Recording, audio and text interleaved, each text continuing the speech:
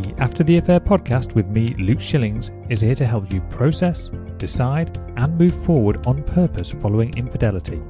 Together, we'll explore what's required to rebuild trust not only in yourself, but also with others.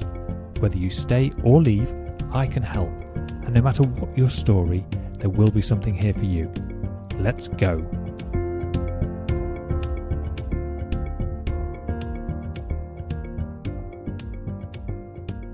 Hello and welcome to the After the Affair podcast. I'm your host, Luke Shillings, and today you're listening to episode number 149. Now, not all stories surrounding infidelity fit the usual script. And there's a story that is actually a little bit more common than people realise, but usually a little bit less understood. She cheated. She broke my trust.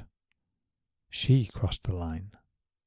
And you're the one left trying to figure out what the hell just happened. Now, maybe you didn't even cry at first. Maybe you told yourself to get on with it. Maybe you kept going to work, showing up for the kids, pretending like you were okay. But deep down, something collapsed. And no one saw it. Because when a man is betrayed, there's no roadmap, no cultural moment, no language that really captures the shame or the confusion or the quiet devastation. So today, this one is for you. Not to offer easy answers, but to say you're not broken, you're not weak, and you are certainly not alone. We've all heard the story 1,000 times.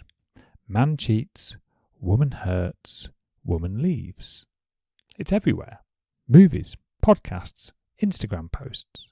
But what about when that's not your story? What about when you're the one left wondering what was real? When she was the one hiding things? When you are the one who's been betrayed and you feel like no one would believe you if you told them? You see, men are sometimes taught to be logical, to be tough, to not fall apart. But betrayal doesn't care about that. It gets under your skin. It shatters your sense of reality. And when there's no script for your pain, the silence, it can feel like suffocation.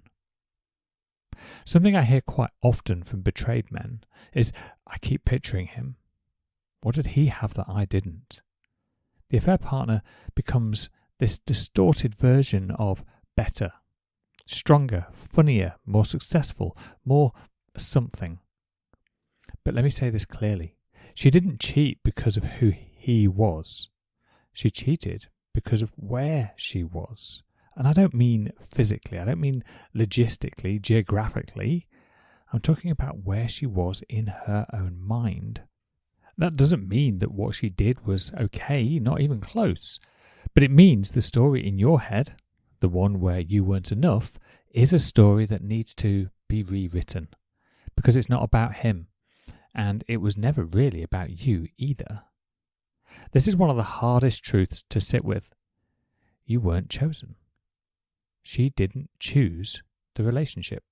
She didn't choose the history you built. She didn't choose you. Not fully. Not when it counted. And that kind of rejection can cut really deep. Not just because of what happened, but because of what it seems to say about you. That you weren't good enough. That you weren't man enough. That somehow, in some way, you failed. But let's take a step back. What if you weren't chosen not because of something that was missing in you, but because she wasn't willing to face herself? Because the uncomfortable truth is that when somebody cheats, it's rarely about a better body or a better personality. It's about a better feeling. A feeling of being wanted. A feeling of control. A feeling of being seen without having to be truly known. It's not about you at all. It's about what they were trying to escape. Maybe it's escape from monotony. Maybe it's escape from responsibility. Escape from the version of themselves they didn't want to confront. And in that moment, you become the collateral damage in somebody else's internal war. Their silence, their secrecy, their betrayal. It wasn't a reflection of your worth. It was a reflection of their capacity to stay, or their capacity to be honest, or their capacity to do the hard work of facing the discomfort without running away first.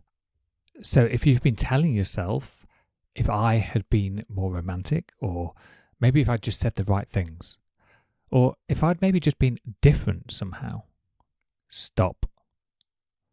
She didn't cheat because of who you were. She cheated because of who she wasn't ready to be. And that matters, because it frees you from carrying guilt that was never yours. Her decisions, they don't define you. But what you do, and what you do with this pain, that will. You still get to decide who you are, how to move, what you rebuild. No, you weren't chosen, but that doesn't make you any less worthy of being chosen, fully, openly, courageously, by someone who is ready, starting with you. It's really hard to rebuild trust, especially when you can't trust yourself. And this is the part that often gets overlooked, because betrayal doesn't just break trust in her, it breaks your trust in yourself. Why didn't I see it coming? Why did I believe her? Why didn't I notice the deflection? How can I ever trust anyone again? But let me ask you this.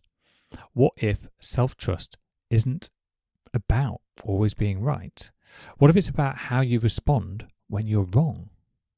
What if it's about showing yourself, especially now, that you can survive this, grow through this, and honour your instincts moving forward? Because that's how trust gets rebuilt. Not perfectly, but patiently. Because here's what nobody tells you. You don't just lose a relationship, you lose parts of yourself inside it. Maybe it's your laughter, your confidence, maybe even your softness, your ease. You became a version of you who could survive the pain.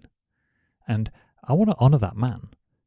But I also want to invite you back to the version of you that doesn't just survive. He lives. Because healing isn't about proving anything to her. It's not about being better or more successful, whatever the hell that means, or even more desirable. It's about becoming whole again, on your terms. Let's take the pressure off for a moment.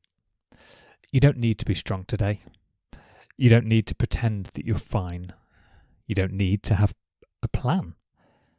You don't need to carry it all in silence just to prove that you're coping. And you definitely don't need to be over it by now.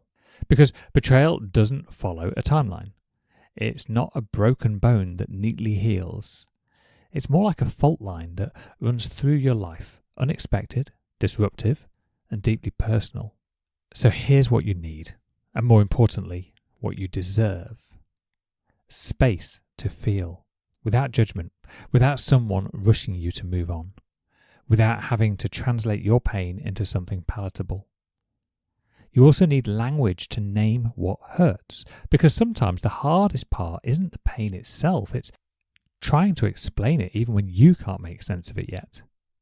You also need support that sees you as human, not just a guy who got cheated on, not just someone who should man up and move on, but a person whose pain is real, whose story matters, and whose experience deserves more than just cliches. You also need healing that centers your story, not just hers. Because, yes, she made the choice, but you are the one living with the consequences. And right now, you may be full of questions, full of ache, full of doubt. But even in all that, you're already doing something that matters. You're here. You're listening. You're allowing this part of you, the part that feels, to breathe. And that matters more than you probably think.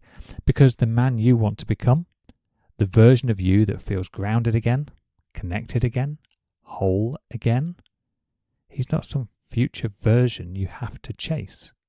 He's already in motion, right now, by the very act of choosing healing. You're not defined by her betrayal.